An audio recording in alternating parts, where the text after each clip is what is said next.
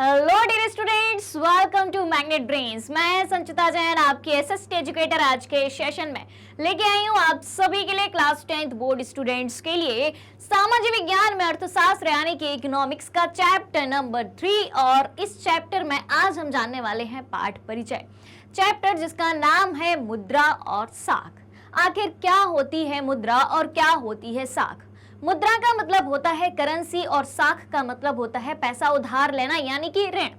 इन सब चीजों के बारे में हम डिटेल में जानने वाले हैं। बैंक क्या होती हैं, कैसे काम करती हैं, कौन सा व्यक्ति कहां से कैसे पैसे उधार ले सकता है, उन पैसों का किस तरीके से उपयोग कर सकता है, ये सारी चीजें आज के इस चैप्टर में हम डिटेल में जानने वाले हैं। तो आज के सेशन को शुरू करने से पहले आप सभी से रिक्वेस्ट है कि जल्दी से जल्दी और ज्यादा से ज्यादा आज के सेशन को आप सभी लाइक कर दें, शेयर कर दें, साथ ही साथ चैनल को सब्सक्राइब भी कर दें, क्योंकि मैग्नेट ब्रेन्स प्रोवाइड कराता है आपको क्लास 6 से लेके क्लास 12th तक के सारे courses free of cost, high quality education के साथ, फुल्ली ऑर्गेनाइज्ड कंप्लीट कोर्स के साथ। जी हाँ, हम आपके लिए कई सारे टॉप कोर्सेज हिंदी और इंग्लिश दोनों मीडियम में प्रोवाइड कराते हैं।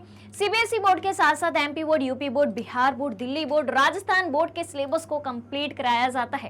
काफी सारे स्पेशल कोर्सेस हैं हमारे पास, जैसे कि वैदिक मैथ्स, क्रैश कोर्स और स्पोकन इंग्लिश, और इतने सारे कोर्सेस आपको एक ही सिंगल प्लेटफॉर्म पर हाई क्वालिटी एजुकेशन के साथ, फुल्ली ऑर्गेनाइज्ड कंप्लीट कोर्स के साथ एकदम फ्री ऑफ कॉस्ट प्रोवाइड कराए जाते हैं। यानी कि मैग्नेट ब्रेन्स हिंदी मीडियम और इंग्लिश मीडियम से पढ़ने के लिए आपको किसी भी तरीके का कोई पैसा देने की जरूरत नहीं है, कोई फीस देने की जरूरत नहीं है, कोई पेड सब्सक्रिप्शन लेने की जरूरत नहीं है। चलिए तो शुरू किया जाए आज का ये सेशन आपके लाइक और शेयर के साथ। मुद्रा और साख का पाठ परिचय जानेंगे। आज के सेशन में हम ये बातें जानेंगे कि इस चैप्टर के अंतर्गत जो ये टाइटल है उससे रिलेटेड कौन कौन सी बातें होती हैं। ऑलराइट, कौन कौन सी बातें इस चैप्टर में हमें पढ़नी है। अब चैप्टर के इंट्रोडक्शन से क्या फायदा होगा, इसको जानने से क्या फायदा होगा? इसको जानने से ये फायदा होगा कि सबसे पहले तो इस टॉपिक से रिलेटेड कौन कौन सी बातें होती हैं वो हमें पता चल जाएंगी। कौन कौन सी चीजें, कौन कौन से टॉपिक्स इस चैप्टर में हमें कवर करने हैं, उनका एक फ्रेम डेवलप हो जाएगा आपके माइंड में, जिससे आगे पढ़ने में आसानी होगी। जब आप एक एक टॉपिक पढ़ेंगे तो आपको याद आएगा कि हाँ भाई, ये इंट्रोडक्शन पार्ट में मैंने पढ़ा था, ये टॉपिक इस टाइटल से रिलेटेड है। ऑलराइट, चलिए तो समझ लें फटाफट से कि क्या क्या पढ़ना है। बेसिक इंफॉर्मेशन आपको बता देती हूँ जल्दी से। तो सबसे पहली बात तो आती है मुद्रा। मुद्रा क्या होती है? मुद्रा को क्या कहा जाता है? करेंसी। तो जल्दी से कमेंट करके बता दो कि भारत की करेंसी क्या है, भारत की मुद्रा क्या है, मुद्रा होती क्या है, करेंसी होती क्या है। विनिमय का माध्यम, विनिमय मतलब क्या होता है? अब आप कहेंगे मुद्रा को यहाँ पर विनिमय का माध्यम कहा गया है, तो विनिमय किसे कहा जाता है? विनिमय यानी कि लेन देन। सीधी सी बात है, विनिमय का मतलब क्या है? लेन देन। आप बाजार में कोई भी चीज लेने जाते हो, कोई भी सामग्री लेने जाते हो, बिना पैसे के आपको मिल जाती है क्या? नहीं मिल जाती। अब जैसे हम भारत की बात करें तो भारत की करेंसी क्या है? भारत की करेंसी है रुपया। रुपया को किस सिंबल से दर्शाते हैं हम? रुपया को कैसे लिखा जाता है? रुपया का साइन क्या होता है? ये होता है। ठीक है, क्लियर है बात। अमेरिका की मुद्रा की बात करें तो अमेरिका की क्या होती है? डॉलर होती है मुद्रा। ठीक है, डॉलर का साइन ये होता है। बस उसी मुद्राओं की बात कही जा रही है जो अलग अलग देश में लेन देन का माध्यम होती हैं।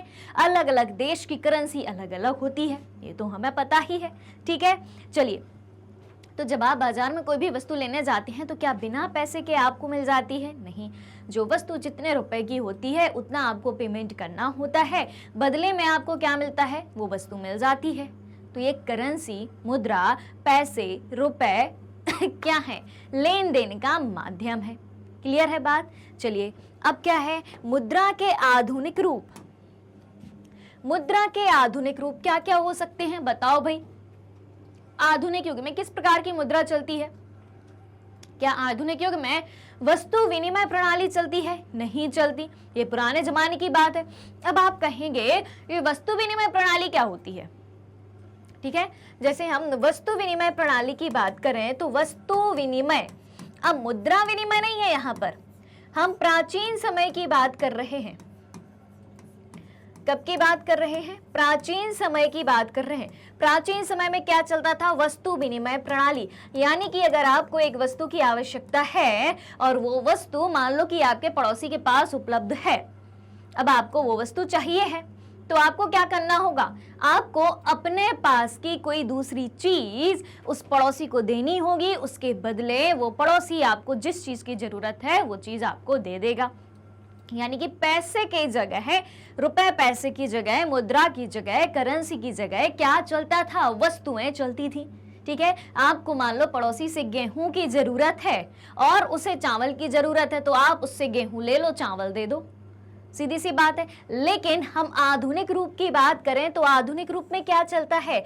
करेंसी चलती है कि नहीं चलती है? मुद्रा चलती है कि नहीं चलती है? बिल्कुल चलती है। अब मुद्रा की हम बात करें तो कैश मनी भी चलती है और डिजिटल मनी भी चलती है। डिजिटल मनी में क्या क्या आ जाता है? बता दो जल्दी से बताओ भाई जल्दी से, क्या लगता है आपको? आधुनिक मुद्रा की अगर हम बात करें तो डिजिटल करेंसी में क्या क्या आ जाता है? बताइए जल्दी से, डिजिटल करेंसी में क्या क्या आ जाता है? आपके डेबिट कार्ड आ जाते हैं, बताओ जल्दी से। डेबिट कार्ड आ जाते हैं, क्रेडिट कार्ड आ जाता है, ठीक है।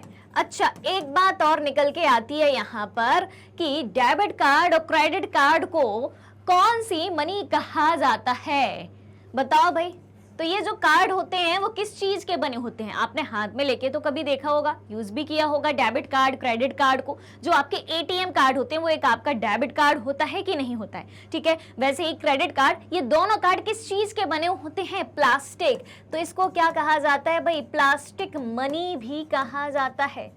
क्या कहा जाता है? प्लास्टिक मनी भी कहा जाता है। फिर हम क्या करते हैं? यूपीआई करते हैं कि नहीं? किससे करते हैं हम? फोन पे का यूज करते हैं, हम करते हैं कि नहीं करते हैं? गूगल पे का यूज करते हैं, भीम ऐप का यूज करते हैं, या हम कहें तो भारत पे का यूज करते हैं। ठीक है, ये सब क्या है? यूपीआई प्लेटफॉर्म है जिनसे एकदम अपन एक क्लिक में, सिंगल क्लिक में मोबाइल से बैंक में पैसा ट्रांसफर कर सकते हैं, करते हैं। आज हमें 5 रुपए 10 रुपए का भी पेमेंट करना हो तो हम किसका सहारा लेते हैं? यूपीआई का सहारा लेते हैं। क्यूआर कोड स्कैन करते हैं और खटाक से पैसा एक जगह से दूसरी जगह ट्रांसफर हो जाता है। ये सब क्या है? ये सब क्या है? मुद्रा के आधुनिक रूप हैं। ठीक है, अब बात आती है बैंकों में निक्षेप की। तो बैंकों में निक्षेप, इससे क्या मतलब है? निक्षेप का मतलब होता है जमा। अब बैंक में जमा है पैसा, कहाँ जमा है? बैंक में जमा है, ठीक है। तो क्या कहेंगे इसे? बैंकों में निक्षेप। अब आपके पास ज्यादा पैसा हो गया, संभल नहीं रहा है, आप कहाँ रखेंगे? बैंक में जाके रखते हैं, ठीक है। तो बैंक में किस तरीके से पैसा जमा किया जाता है? बैंक में पैसा जमा करने के क्या फायदे होते हैं? जो पैसा बैंक में जमा किया जाता है, बैंक उस पैसे का क्या करती है? एक बात। दूसरी बात, बैंक आपको पैसा उधार देने का भी काम करती है। आपको किसी भी कैपिटल की आवश्यकता हो, किसी काम को करने के लिए कैपिटल की आवश्यकता हो, तो बैंक लोन के रूप में आपको कुछ पैसा उधार देती है और उस पर कुछ ब्याज दर भी निश्चित होती है। फिर उस ब्याज के साथ, उस इंटरेस्ट रेट के साथ आपको बैंक को पैसा जमा करना होता है। ठीक है, क्लियर है बात? अब इसके बाद बारी आती है बैंक की ऋण संबंधी गतिविधियां। बैंकों की ऋण संबंधी गतिविधियां। ऋण क्या होता है? ऋण का मतलब होता है उधार। ऋण का मतलब क्या होता है? ऋण का मतलब होता है उधार पैसा, ठीक है। ये बात तो हम सभी को पता है। अब बैंक आपको पैसा उधार कैसे देती है? क्या बैंक दुनिया के हर एक व्यक्ति को पैसा उधार दे सकती है, या भारत में जितने भी व्यक्ति रह रहे हैं सबको पैसा उधार दे सकती है, या कुछ शर्तों के साथ ही बैंक पैसा उधार देती है? ये बातें जानेंगे, ठीक है। अब बैंक जो पैसा उधार दे रही है आपको, तो क्या फ्री में दे रही है? आपको क्या लौटाना नहीं पड़ेगा? बिल्कुल लौटाना पड़ेगा। क्या बैंक ने जितना पैसा दिया है सिर्फ उतना ही लौटाना पड़ेगा? जी नहीं, आपको ब्याज समेत उस समय बैंक में जो भी ब्याज रेट चल रही हो, ब्याज दर या इंटरेस्ट रेट चल रहा हो, उस समेत आपको एक निश्चित समय अवधि के अंदर बैंक को उसका पैसा वापस लौटाना पड़ता है, ठीक ठीक है। फिर बात आती है साख की दो विभिन्न स्थितियां। साख का मतलब मैंने अभी बताया था आपको कि पैसा, उधार पैसा या ऋण, पैसा उधार आपको कैसे मिल सकता है, उसकी दो विभिन्न स्थितियों के बारे में भी इसमें बताया जाएगा। फिर पैसा आपने उधार लिया है, उसकी शर्तें क्या हो सकती हैं, ऋण की शर्तें क्या हो सकती हैं, ये भी इसमें बताया जाएगा। फिर बताया जाएगा एक बहुत अच्छा टॉपिक, भारत में औपचारिक क्षेत्र में साख।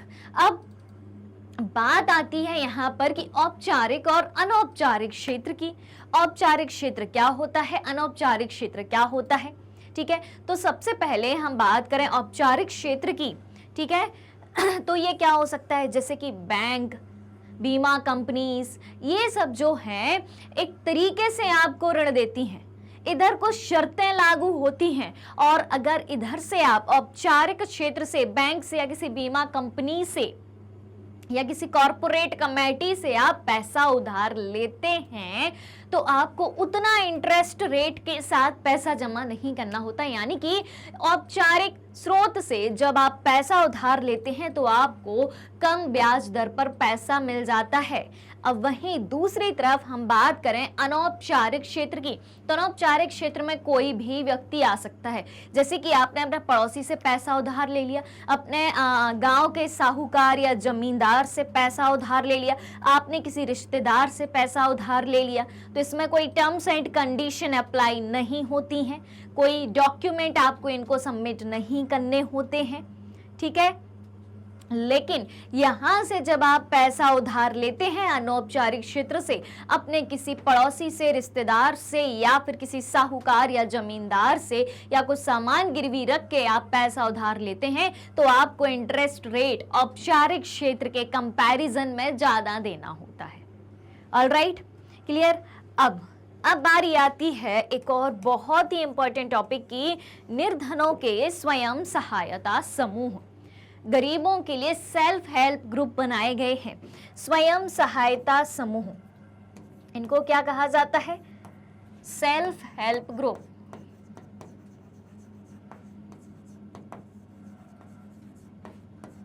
SHG, ये कैसे काम करते हैं, तो छोटे छोटे इलाकों में 15 से 20 लोगों का एक समूह बना दिया जाता है, एक ग्रुप बना दिया जाता है, और 15 से 20 लोग मिलके उस समूह में एक साथ काम करते हैं। कोई एक काम ऐसा करते हैं जिससे प्रॉफिट हो, यानी कि प्रॉफिटेबल बिजनेस करते हैं एक तरीके से कहा जाए, और 15 से 20 सदस्यों में वो प्रॉफिट बराबर बांट दिया जाता है। सभी व्यक्तियों का बैंक में खाता खोला जाता है, और स्वयं सहायता समूह में जो व्यक्ति काम कर रहे होते हैं उनको उस काम को करने के लिए, काम को शुरू करने के लिए बैंक से पैसा उधार भी मिलता है, और जब बैंक को पैसा वापस लौटाना पड़ता है तो सभी की इक्वल भागीदारी होती है, यानी कि जितने भी लोग उसमें हैं, जितने भी मेंबर उस ग्रुप में हैं, सभी को पैसा बराबरी से लौटाना पड़ता है, सभी की जिम्मेदारी होती है। Alright, clear. तो इस तरीके से स्वयं सहायता समूह के द्वारा लोग जो हैं, गरीब व्यक्ति जो हैं, अपना एक रोजगार का साधन खोज सकते हैं, अपनी एक सुरक्षा खोज सकते हैं, और जितने भी व्यक्ति उस समूह में होते हैं उनमें से अगर किसी एक व्यक्ति को भी कोई परेशानी आती है, आर्थिक रूप से कोई परेशानी आती है, तो सभी मिलकर उसकी सहायता भी करते हैं। ऑलराइट, तो ये तो हो गए भाई टॉपिक्स जो हमें कवर करने हैं। इसके बाद जैसे ही आपका चैप्टर कंप्लीट होगा, यानी कि ये सारे टॉपिक्स खत्म होंगे, एक्सप्लेनेशन खत्म होगा, उसके बाद आपकी बुक में क्वेश्चन आंसर दिए हैं, प्रश्नावली या अभ्यासगत प्रश्नोत्तर के रूप में, जिनको हम सॉल्व करेंगे एनसीईआरटी सॉल्यूशंस के फॉर्म में। ऑलराइट, फिर इसके बाद इस चैप्टर के 30 मल्टीपल चॉइस क्वेश्चन आपको कराए जाएंगे। कितने? 30 मल्टीपल चॉइस क्वेश्चन, और उसके बाद बारी आएगी मोस्ट इंपॉर्टेंट क्वेश्चन आंसर की। किसकी? मोस्ट इंपॉर्टेंट क्वेश्चन आंसर की। अब मोस्ट इंपॉर्टेंट क्वेश्चन आंसर आपको किस फॉर्मेट में कराए जाएंगे, तो देखें, अति लघुत्तरीय प्रश्न, लघुत्तरीय प्रश्न, और आखिरी में आपको कराए जाएंगे दीर्घोत्तरीय प्रश्न। ऑलराइट, और कितने कितने क्वेश्चन कराए जाएंगे? अति लघुत्तरी में आपको 10, लघुत्तरी में 5 और दीर्घ उत्तरीय में भी 5। ऐसे